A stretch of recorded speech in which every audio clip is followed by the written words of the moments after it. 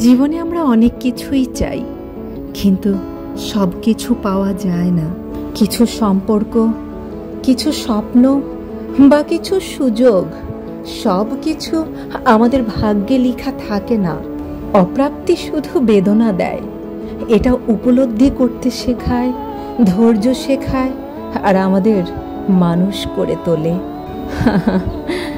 জীবনে সব কিছু পাওয়া যায় না, আর সব না পাওয়া কষ্টও নয়। কিছু অপ্রাপ্তি মানুষকে বড় করে তোলে, ভেতরটা শক্ত করে তোলে। যা চেয়েও পাওয়া যায় না তা হারানো নয়, বরং তা স্মৃতির আকারে বেঁচে থাকে হৃদয়ের এক কোণে। অপ্রাপ্তি কখনো কখনো এক শিক্ষকের মতো, যে কষ্ট দিয়ে বুঝিয়ে দেয় জীবনে কাকে কতটা চাইতে হবে।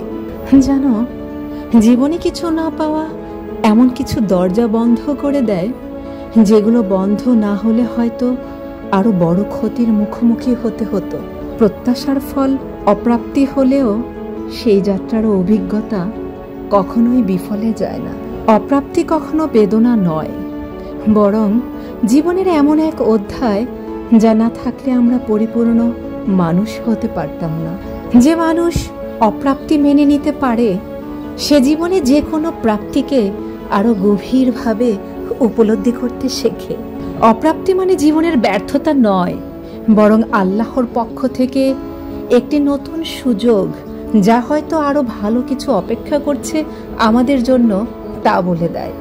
অপ্রাপ্তির মধ্যেও কিছু প্রাপ্তি থাকে, হোক সেটা অভিজ্ঞতা, হোক সেটা উপলব্ধি করা, কিংবা নিজের ভেতর একটা শক্ত ভিত্তি তৈরি করা।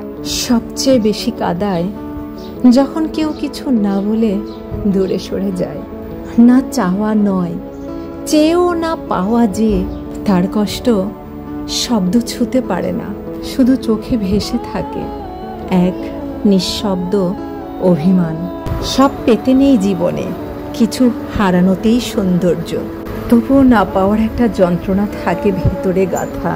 চোখে জল না এলেও হৃদয় বলে, যদি তাকে পেতাম হয়তো জীবনটা এমন হতো না।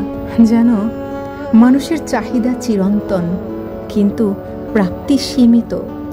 তাই জীবনের বৃহৎ অংশ জুড়ে সবাই অপ্রাপ্তি নিয়ে হাহাকার করে।